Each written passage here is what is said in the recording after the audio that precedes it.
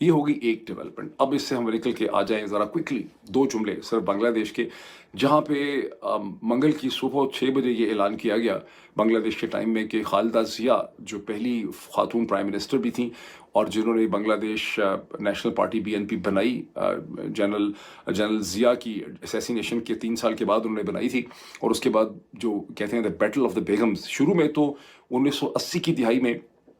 ان کی حالت ہو گئی صبح 6 بجے، لیکن خالدہ ضیاء 80 کی دہائی جو تھی 1981 سے لے کے 1990 تک، خالدہ ضیاء اور شیخ حسینہ جو ہیں وہ اکٹھی تھیں اور جنرل ارشاد کے خلاف انہوں نے اسٹرگل کی، اور یوں بنگلہ دیش میں ڈیموکریسی واپس آئی. تو بڑی ایک آئیکونک ان کا فگر تھا، اور مجھے یہ شک ہے کہ ان کی ڈیتھ شاید پہلے ہو گئی ہو کیونکہ بہت بیمار تھیں. I'm sorry for this. Kidney کا پرابلم، ہارٹ کا پرابلم، لیور کا پرابلم، بونز کا problem, arthritis problem, advance diabetic complications, brain کے ایشوز بہت ان کے چل رہے تھے. شاید ان کی ڈیتھ پہلے ہو گئی ہوتی لیکن اسٹریٹجکلی اس کو چھپا کے رکھا گیا تھا. اب جب ان کی ڈیتھ ہوئی تو ہندوستان، پاکستان، پوری دنیا سے اس میں کنڈولنسز میسیجز مسلسل آ رہے ہیں، لیکن اس میں one of the most important جو ایک تعزیت کا پیغام ہے وہ ان کی رائیول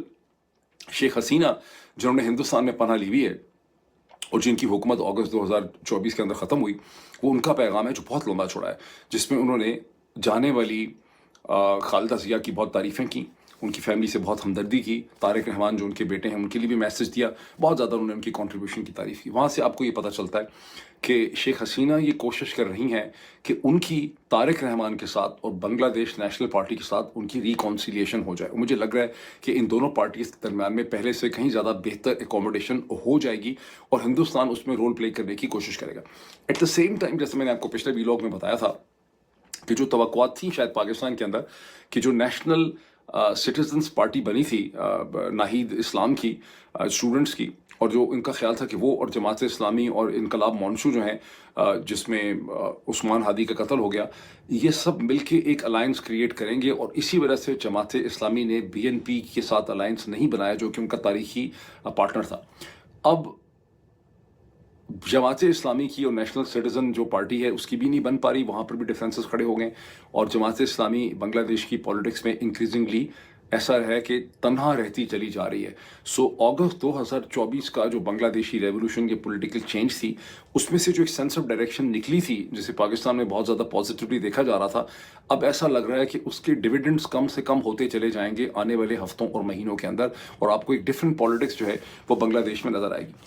بنگلہ دیش سے ہم آ جائیں ہندوستان پاکستان کے درمیان. پاکستان کی فارمر جو انوائرمنٹل منسٹر شہری رحمان صاحبہ، پیپلز پارٹی کی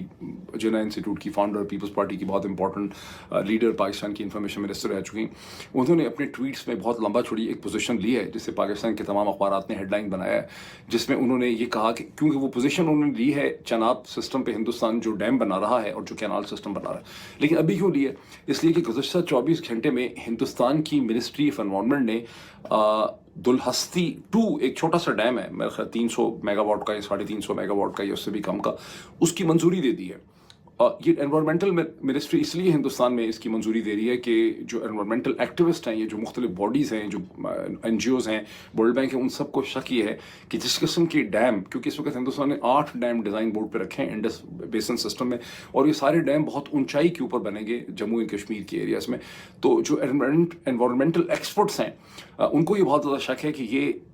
انوائرمنٹلی بھی ڈینجرس ہے apart from the political implications. لیکن اب ہندوستان کی منسٹری انوائرمنٹ نے دلہستی 2، اس سے پہلے دلہستی 1 بھی ایگزسٹ کرتا ہے، اس کے بعد یہ ایک چھوٹا ڈیم ہے جس کی انہوں نے پرمیشن دے دی، بڑا چھوٹا سا ڈیم ہے، $35 ملین اس کی ٹوٹل کاسٹ ہے.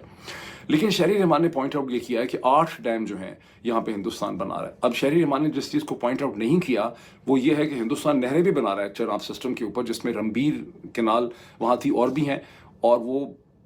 چناب کو بیاس اور ستلج کے ساتھ یا اس کو جوڑنا چاہ رہے ہیں کسی اور باقی دریاؤں کے ساتھ جوڑنا چاہ رہے ہیں. اور اگر وہ اس پروسیس پہ چلتے رہتے ہیں، اچھا رمبیر کینال پہلے 60 کلومیٹر کی تھی، اس کی اب لمبائی 120 کلومیٹر کی جا رہی. اگر ہندوستان نہیں رکتا اور انڈس بیسن پہ یہ کینالز اور ڈیمز بناتا جائے گا تو پاکستان کی ریورس کے اندر جو واٹر اویلیبلٹی ہے وہ بہت کم ہو جائے گی. پاکستان کی فارن آفس کی طرف سے کوئی ریئیکشن اس پہ نہیں آیا, اور مئی کے بعد سے پاکستان ابھی تک اپنی فتح ہی منا رہے ہیں کہ ہم نے اتنے جہاز گرا دیے, اتنے ڈرون گرا دیے. یہ جو ایشو کھڑا ہو رہا ہے یہ بہت اب سیریس قسم کا ایشو کھڑا ہو رہا ہے. یہ انڈیا کی گورنمنٹ جو ہے, نریندر مودی کی حکومت جو ہے, وہ یہ پوسچرنگ کر رہی ہے تاکہ پاکستان ان کے ساتھ آ کے نیگوسیشن کرے, کشمیر سے اپنے آپ کو ڈیلنگ کرے, وہاں جو کچھ بھی پاکستان کرتا ہے اس کے جو ایسٹس ہیں ان کو ودرا کرے. یا اب انہوں نے بالکل ایک ڈائریکشن اختیار کر لی ہے in terms of the dams, in terms of the canal system on the Indus water, اور اب وہ سندھ تاس معاہدہ کبھی واپس نہیں آئے گا. یہ ایک بہت ہی سیریس ڈیولپمنٹ ہے. یہ اور بات ہے کہ چونکہ یہ سلو موونگ ڈیولپمنٹ لگتی ہے, یہ جنگ نہیں ہے, اس میں تیارے نہیں گر رہے, اس لیے لوگ اس کو سمجھ نہیں رہے, لیکن پاکستان کے انٹرسٹ کے حوالے سے یہ بہت ہی امپورٹنٹ ڈیولپمنٹ ہے.